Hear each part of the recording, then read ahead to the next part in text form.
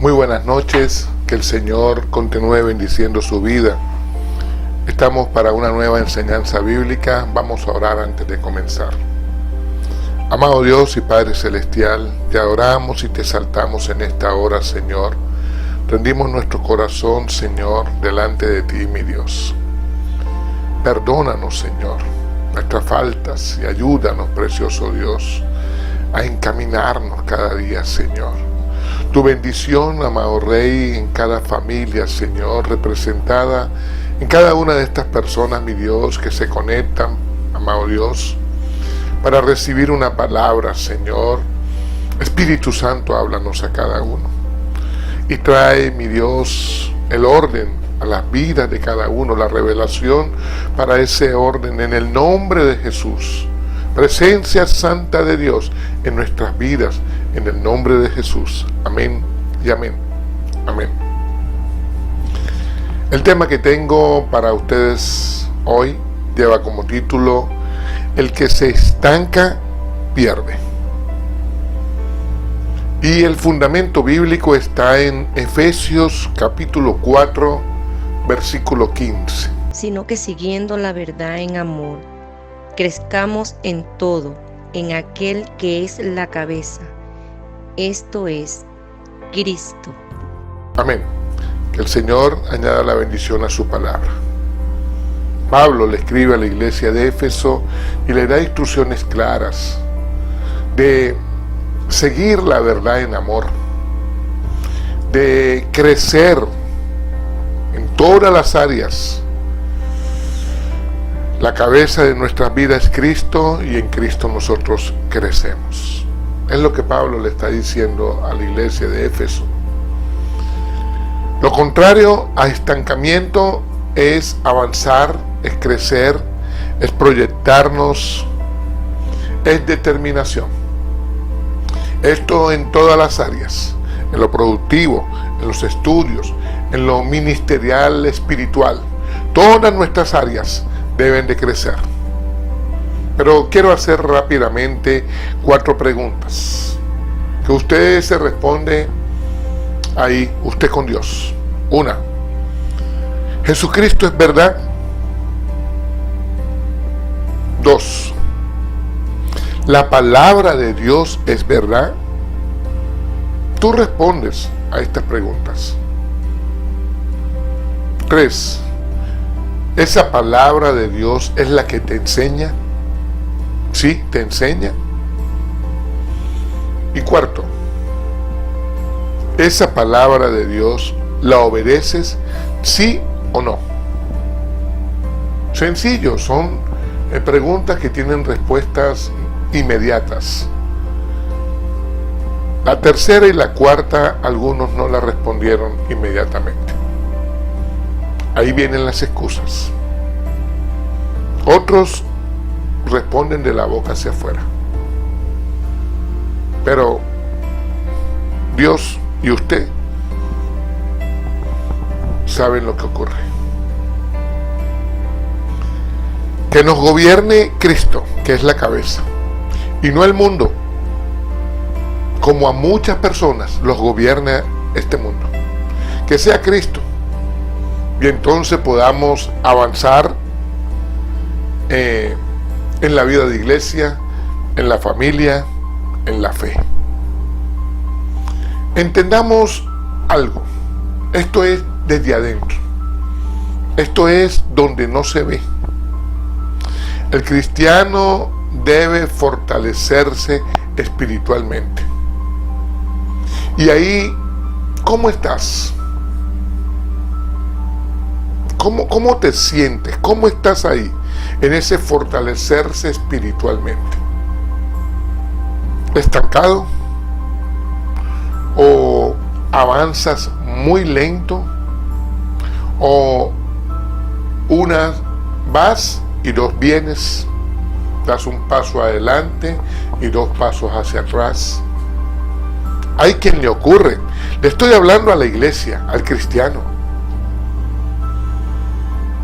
El crecimiento cristiano espiritual no debe ser una opción para nosotros. porque debe ser obvio el querer crecer. O sea, ni siquiera podemos contemplarlo como una pregunta. Preguntarles quién quiere crecer, no. El cristiano debe crecer constantemente. Los bebés, los niños, crecen. No nacen para quedarse toda la vida niños. Primera de Pedro 2:2 dice: desead como niños recién nacidos la leche espiritual no adulterada. ¿Por qué? Porque la hay adulterada, la hay de alguna forma fraudulenta. En Perú se dice bamba. Sí, hay una leche que se presenta como espiritual, pero no es. Por eso Pedro habla de que cuidado con la leche adulterada. Porque esto nos va a llevar a nosotros a crecer para salvación. La leche no adulterada, esa es la que te lleva a crecer para salvación. El cristiano debe tener visión, revelación, posición y posesión. ¿Sí? Visión, cómo Dios ve las cosas. Revelación, cómo Dios ve las cosas donde tú estás. Se te reveló. Posición, siempre como hijos de Dios, como discípulos de Cristo, en una posición donde somos fortalecidos en Dios. Fuera de esa posición somos vulnerables. Es como una baldosa en la que tú estás, como una alfombra en la que tú estás, donde vas en esa baldosa. Esa es la posición del Hijo de Dios. Fuera de ahí estaríamos desubicados. Posición. Y en esa posición tenemos posesión para la conquista. Hay un territorio, hay una conquista donde el cristiano fue llamado. Esa es la posesión. Siempre en lo correcto, como dice Colosenses capítulo 3 versículo 2. Poned la mira en lo de arriba y no en las cosas terrenales. Porque esa es la clave, que mi mirada esté en lo celestial. Y entonces alcanzaré visión, revelación, posición y posesión. Es ir hasta el final. Con claridad yo avanzo. El que se queda en el medio se queda en la mediocridad. La palabra de Dios dice en Job 22:28: determinarás a sí mismo una cosa y te será firme, y sobre tus caminos resplandecerá luz. Está muy claro. La palabra de Dios dice que seas firme en aquello que decidiste ir hasta el final. Entonces la luz de nuestro Señor te va a resplandecer en tu caminar. Es importante, debe importarte, que en el día a día nosotros nos vamos haciendo de hábitos, valores, principios, fundamentos para decisiones correctas o incorrectas. Sí, porque hay hábitos correctos y hábitos incorrectos. ¿Cuántas cosas habitualmente hacemos en el día a día que son correctas? Y ese hábito correcto te lleva entonces a un valor, aquello que le das valor, aquello que es correcto como el hábito, lo haces un valor, luego un principio de vida, principio correcto, y luego en lo que estás fundamentado. Y de hecho vendrán decisiones correctas. Ejemplo, usted habitualmente puede orar, Usted habitualmente puede hablar de Cristo o puede estudiar. ¿Cuántos hábitos correctos tenemos? Luego se convierte en un valor, pero también lo hay incorrecto y se convierte también en algo que tú valoras, pero que es incorrecto. Hay gente que tiene principios correctos o incorrectos de vida. Aquel que toma comenzó como un hábito, luego se convirtió en un valor para esa persona. Lo practica porque le da valor al sentirse entusiasmado por el trago. Luego es su principio de vida. No puede haber un viernes que no tome. Y luego en eso está fundamentada sus relaciones, hasta su economía, su vida.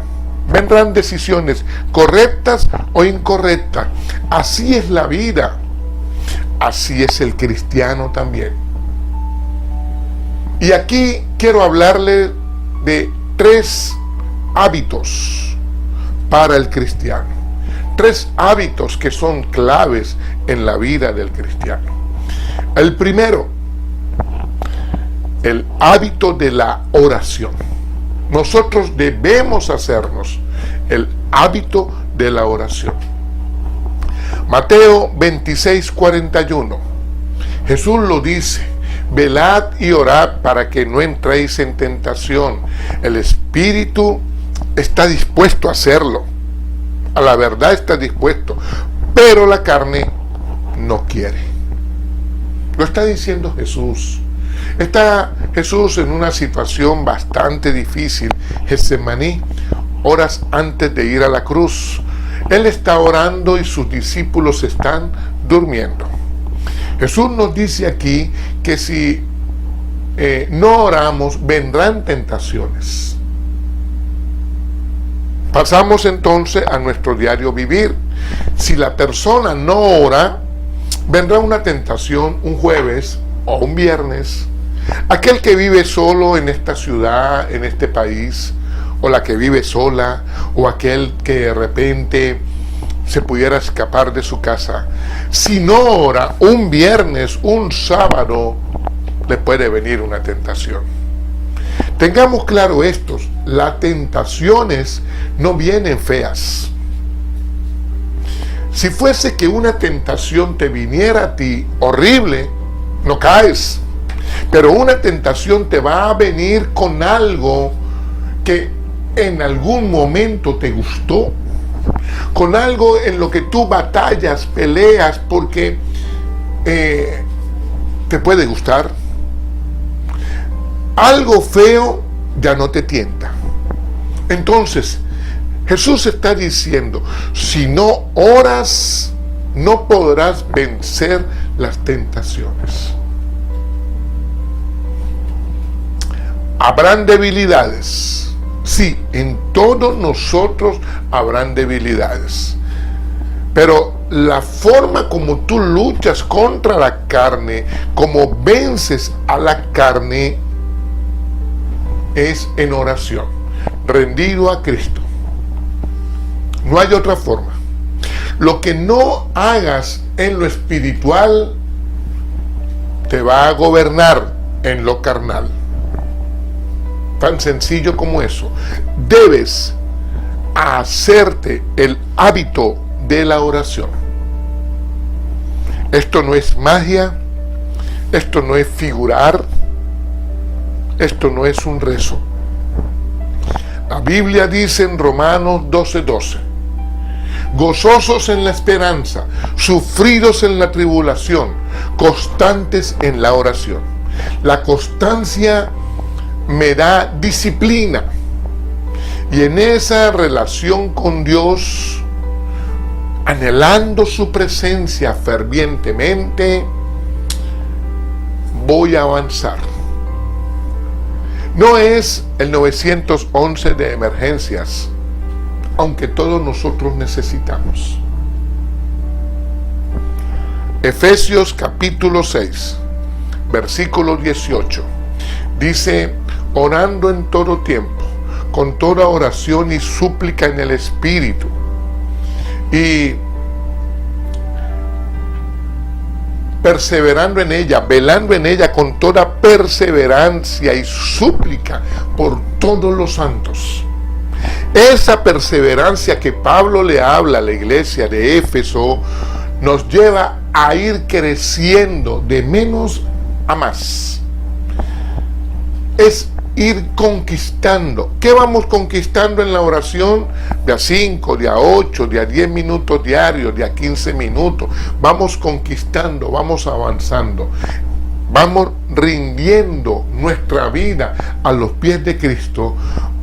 Vamos adquiriendo en ese compromiso de la oración deleite y vamos creciendo también en fe. Rendición, deleite, fe. Eso es lo que va conquistando cada cristiano en la oración. En el libro de Hechos, capítulo 12, versículo 5, nos dice la palabra que Pedro estaba custodiado en la cárcel, estaba preso. Y la iglesia primitiva hacía oraciones sin cesar por él. Eran los días de Herodes. Herodes viene de matar a Jacobo. Viene de poner a mucha gente presa. Viene de perseguir la iglesia, de esparcirla. Había una fiesta en Jerusalén y él esperaba que esa fiesta terminara para matar a Pedro. Tenía Pedro 4 anillos en la cárcel cuidándolo, 16 guardianes. La iglesia primitiva oraba por él. ¿Qué hizo nuestro Señor? Envió un ángel y libertó a Pedro. Y luego murió Herodes. Resultado de una iglesia primitiva, aquella primera iglesia del libro de los Hechos que vencía toda situación en oración.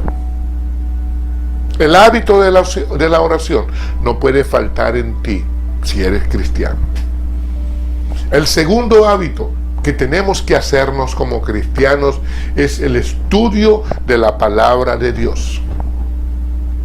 En Juan 5:39, palabras de Jesús, dice: escudriñad las escrituras, porque a vosotros os parece que ahí está la vida eterna y que da testimonio de mi vida.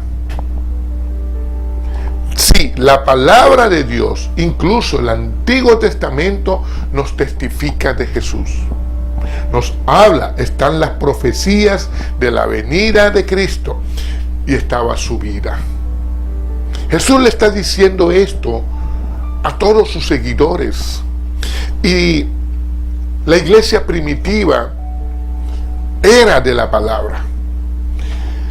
Jesús le está diciendo: ahí está mi vida. La vida de Jesús es nuestra vida. Estudiémosla. Eso significa escudriñar, es estudiar. Yo voy a conocer las promesas de Dios que hay para mí, para mi familia. Lo que Dios dice de mí por su palabra, yo debo conocerlo. Nuestro espíritu se fortalece, nuestra alma es educada y nuestra carne se sujeta por la palabra de Dios. Los bebés, los niños, no solamente hay que alimentarles para que crezcan.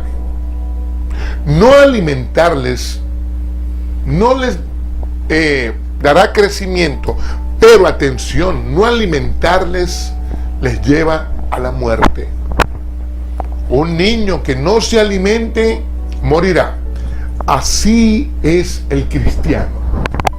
El cristiano, si no recibe alimento por la palabra de Dios, bien predicada, no adulterada, como muchos hoy están metiendo cosas raras. No, la palabra de Dios como es, así se debe predicar. Entonces nos llevará a crecimiento y no moriremos. Ese crecimiento no es una frase religiosa, no es una frase de moda, no es para que nos vean. No se trata de un club de amigos donde yo digo que la palabra de Dios la estudio. Hay quien habla por hablar. Cuidado con esto. En Hechos capítulo 17, versículo 11, la palabra dice que en estas otras personas habían actos nobles que no eran como los de Tesalónica, porque estos otros, está hablando de la iglesia primitiva, recibieron la palabra con total solicitud, escudriñaron las escrituras para saber que las cosas eran tal cual. Hablan de la iglesia primitiva, una iglesia de la palabra. No solamente es hablar, es que nuestras acciones acompañen lo que hablamos. Eso hace la palabra de Dios. Romanos 10:17 dice que la fe viene por el oír y el oír por la palabra de Dios. Debo oír la palabra de Dios para que a mi vida venga fe. Si no hay palabra, no oigo, no hay fe.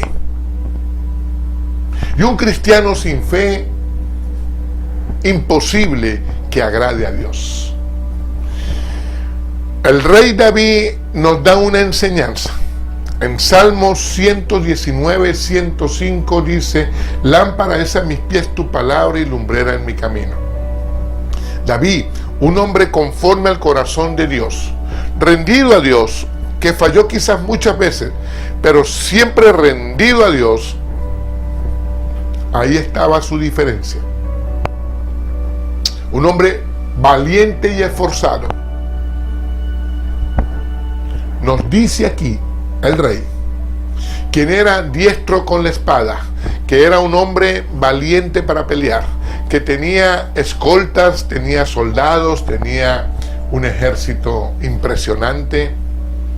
Un hombre de Dios nos dice: si Dios no alumbra mi camino por su palabra, yo no voy afuera. O sea, él necesitaba que la palabra de Dios le alumbrara el camino. Cometió errores, pero llegó un momento en su vida que dijo: ya no más. Si no es la palabra de Dios que me alumbra, que no me alumbre más nada. Entendamos que este hombre nos da una enseñanza que sin la palabra de Dios ya no se atreve a hacer más nada. Segundo hábito, el de la palabra de Dios. El primero, la oración. El segundo, el estudio de la palabra de Dios. Tercer hábito, poner a Dios en primer lugar. Proverbios capítulo 3, versículo 9 dice: honra al Señor con tus bienes y con las primicias de todos tus frutos. La Biblia nos está diciendo que dale a nuestro Dios lo bueno que hay en ti, lo más importante, lo más valioso desde tu corazón. Porque en nuestro corazón están las emociones, los sentimientos, la voluntad, las decisiones. Ahí está todo. Desde ahí, dale al Señor. Un corazón rendido a Dios que lo pone en primer lugar. Es tener una relación con Dios. ¿La tienes? ¿Cómo es esa relación? ¿Es tu prioridad? ¿Dios es primero en tu vida? ¿Es tu enfoque correcto?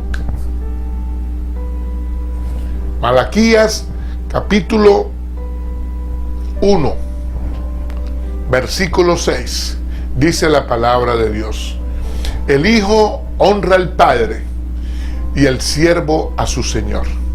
Si soy yo padre, ¿dónde está mi honra? Y si soy su señor, ¿dónde está mi temor? dice Jehová de los ejércitos a los sacerdotes que menospreciaron su nombre. ¿Cuántos de nosotros pudiéramos honrar al hombre y no a Dios? ¿A quién tú honras? ¿A quién tú sirves? Ten cuidado, porque mucha gente hoy obedece a cualquiera y no lo hace en la palabra de Dios a Dios. Ten cuidado, porque si Dios no es primero en tu vida, estás en problemas, estás en idolatría. Ya el Señor lo dijo en Malaquías, y eso aplica para nosotros hoy. Porque hoy en día el ser humano se ocupa más de honrar a X persona y no a Dios, de servir a unos cuantos y no a Dios. Claro que tenemos que sujetarnos en la tierra, pero ten cuidado, Dios debe ser primero en tu vida. Si Dios no es primero en tu vida, estás en idolatría. Chequea. Lucas capítulo 12, versículo 34, dice: porque donde está tu tesoro, ahí está tu corazón. Un tesoro es algo de valor en la tierra. ¿A quién no le gustan los tesoros? Creo que a todos. Pero cuidado, porque ese tesoro no puede ser más importante que Dios. En el día a día, como en lo espiritual, ¿cuál es tu tesoro? Y pueden haber cosas materiales importantes, pero por encima de Dios no pueden estar. ¿Cuál es tu tesoro? ¿Dónde está tu tesoro? Ahí va a estar tu corazón. Esto es sencillo, pero esto es muy importante para nosotros, porque muchas personas no toman en cuenta esto. Hay quien se va detrás de las cosas materiales. Atención, para un cristiano, identifica dónde está tu tesoro, si no tendrás problemas con lo eterno. Mateo 6:33. Aquí Jesús en el Sermón del Monte nos muestra un versículo que es muy famoso, muy conocido. Mas buscad primeramente el reino de Dios y su justicia, y todas las demás cosas vendrán por añadidura. Lo decimos fácil y lo conoce mucha gente, pero en el contexto en que este versículo fue dicho por Jesús, es en medio de los afanes. Los afanes hace 2000 años, los afanes de hoy. Incluso dentro de nosotros hoy hay afanes, o Cristo es primero. Porque pudiesen haber afanes. Creo que todos los seres humanos pasan en un momento de su vida por afanes. Pero atención, por sobre los afanes, Dios tiene que ser primero en nuestras vidas.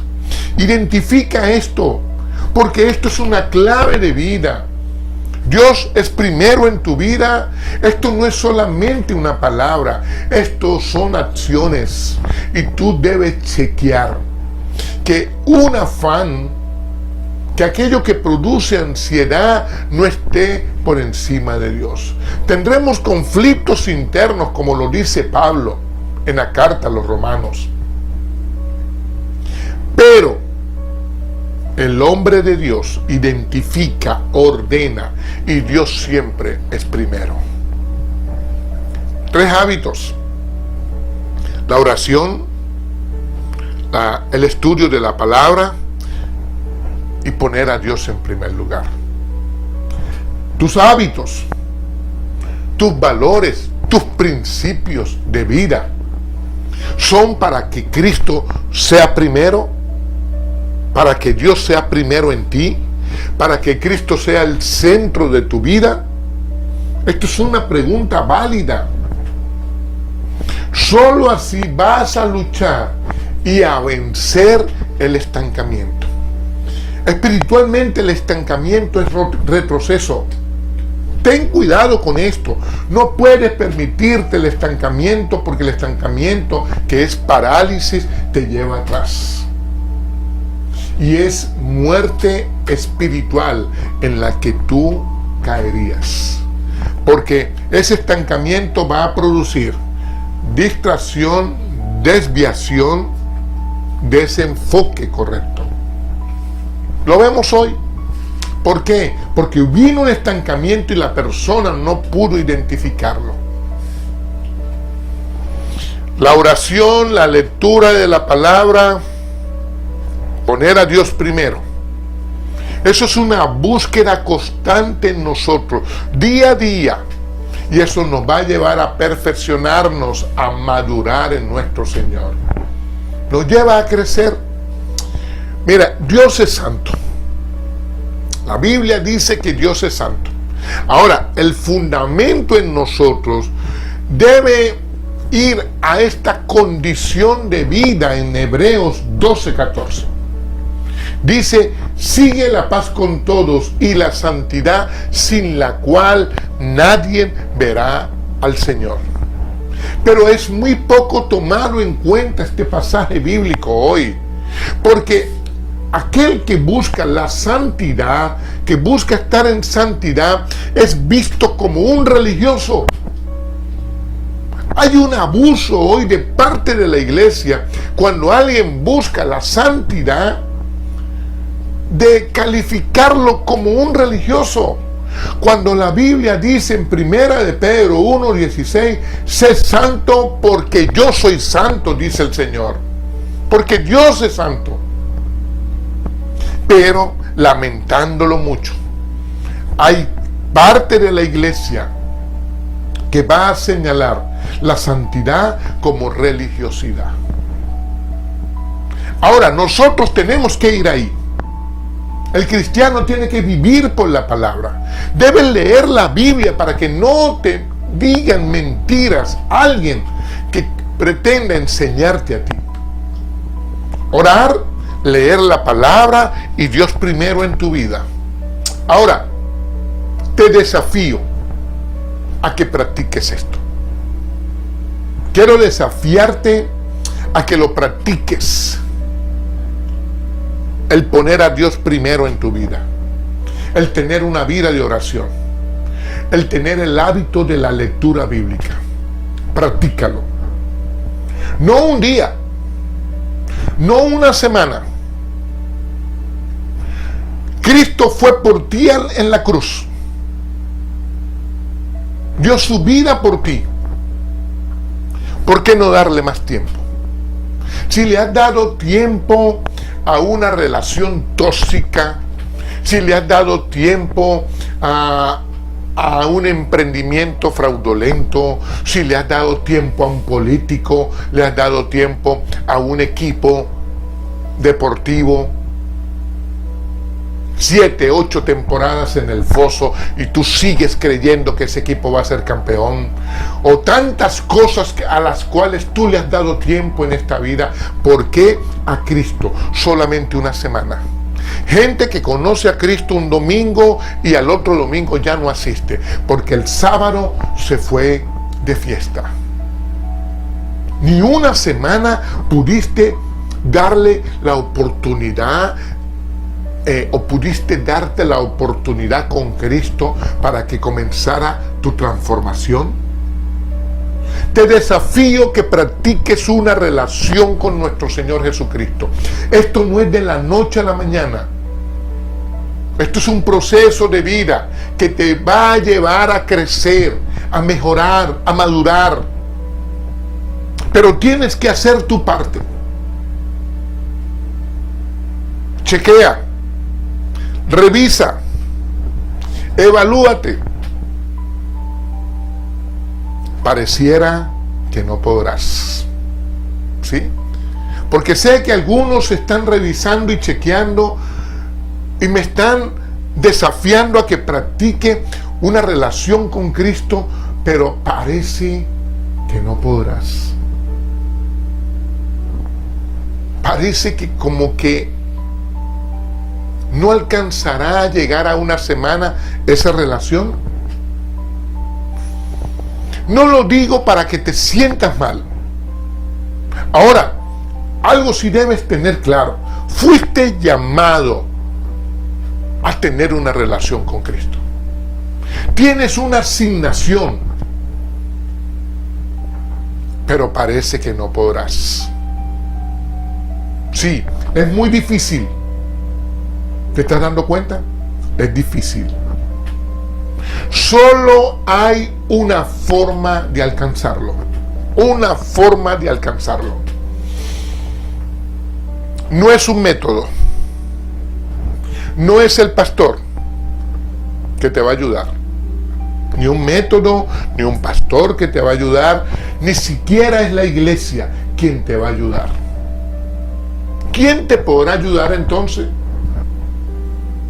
Hoy, el Espíritu Santo te dice, aquí estoy.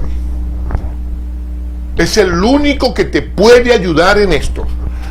Juan, capítulo 14, versículos del 15 al 17, Jesús le habla a sus discípulos.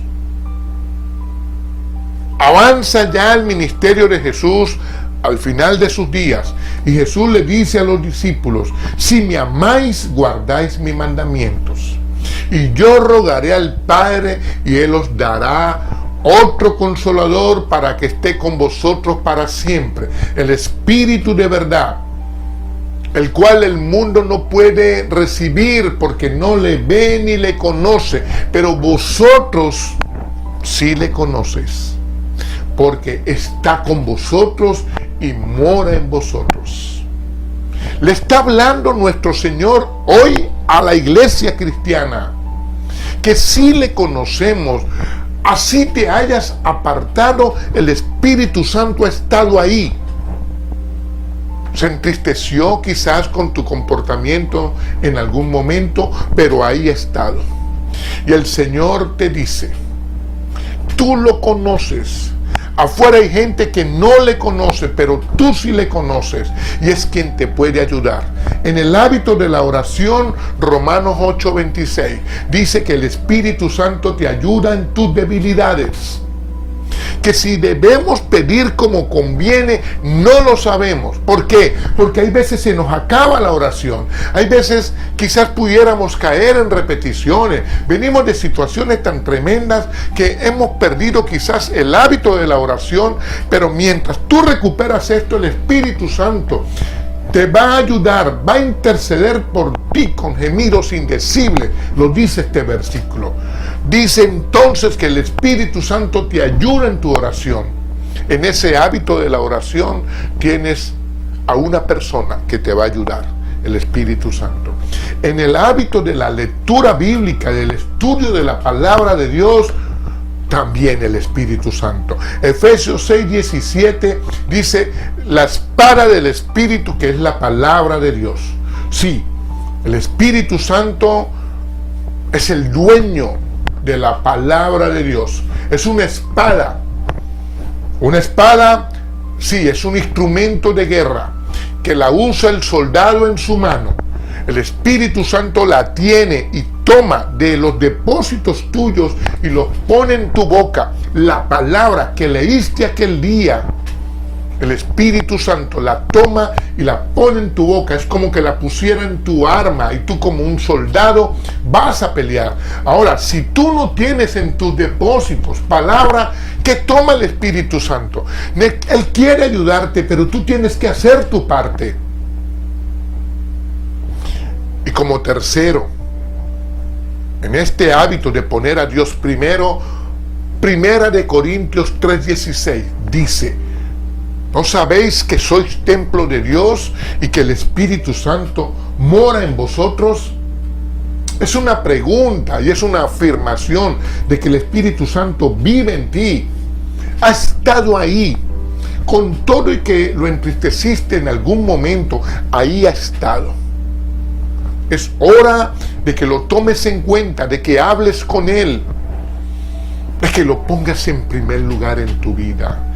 Es la primera persona de Dios que tenemos, quien te revela a Cristo y quien te revela al Padre. Su gracia y su amor, el poder de la resurrección, viene a tu vida en esa revelación donde el Señor quiere que tú participes. Ponlo de primero en tu vida. ¿Quieres conocerle? ¿Quieres su manifestación? ¿Su presencia que te sane y que te liberte hoy? ¿Quieres conocerle más? Es el único que te puede ayudar a tener una relación con Dios seria, comprometida. Sin esa relación estás muerto espiritualmente y estás privando a los tuyos de abrirles la puerta para que todos entren en las promesas de Dios. Todos lo necesitamos, pero antes debemos anhelarlo, porque esto es por un anhelo por nuestro Señor. Es desear su presencia, su manifestación. Claro que está con nosotros, pero debemos anhelar su manifestación. ¿Desde cuándo no sientes la manifestación de Dios en tu vida? El mover del Espíritu Santo. Una vez fuiste bautizado por el Espíritu Santo, ¿y qué ha pasado de ahí en adelante? ¿Qué tiempo tienes que no sientes la manifestación del Espíritu Santo? Las lenguas del Espíritu. ¿Qué pasó en tu vida? Y si estás bien con el Señor, qué bueno. Vamos a meterle más a esto, porque el Señor quiere levantar un ejército de valientes en medio de tanta incredulidad, de tanta cosa mentirosa y engañadora. El Señor quiere levantar una iglesia poderosa por el Espíritu de Dios, por el Espíritu Santo. En Hechos capítulo 2, la iglesia esperaba la promesa de Dios. Ya Jesús no está. Está la iglesia en el aposento alto. Hay una promesa que viene en camino. Ellos la esperan. Hechos 2, la iglesia primitiva ayer. Hoy, nosotros. Pedro y los apóstoles ayer. Hoy, quizás tú. Solo debes anhelarlo. Ahí en tu casa, donde estás, solo debes anhelarlo. Hay un día, hay un lugar, hay una hora, hay una nueva oportunidad. Hay un solo Dios, nuestro Dios. ¿Lo anhelas? Quiere restaurarte, quiere sanarte, quiere librarte, quiere bendecirte, quiere renovar tus lenguas, quiere sumergirte otra vez. Sí, porque realmente necesitas que el Señor sacuda tu vida. ¿Lo anhelas? Hay un hombre, hay una mujer. Quizás tú. Escribe tu nombre. El Espíritu Santo viene a esta transmisión por ti. Escribe tu nombre. ¿Lo anhelas? Solo anhélalo. Cierra tus ojos. Solo anhélalo. Lo demás lo hace el Espíritu Santo, nuestro amado Espíritu Santo, en tu vida, en tu familia, en tu casa. Dios quiere hacerlo. Oremos. Amado Dios y Padre Celestial, yo he predicado tu palabra, Señor, y tu palabra es verdad. Precioso Espíritu Santo, pósate en esa persona ahora. Oh, precioso Dios, poder de Dios, en aquel que está enfermo, en aquel que tiene problemas emocionales, sánelo, Señor, libértalo, Señor, en el nombre de Jesús.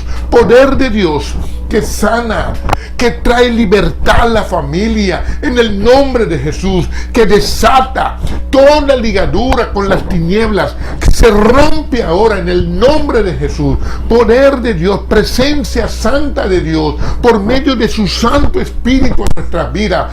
Precioso Dios, unción poderosa en la familia, en cada hombre, en la mujer, que en esta hora abren su corazón, Señor, en sus vidas, en sus familias, en el nombre de Jesús, en el nombre de Jesús. Poderoso Dios, presencia santa de Dios, llena nuestras vidas en el nombre de Jesús. Amén y amén.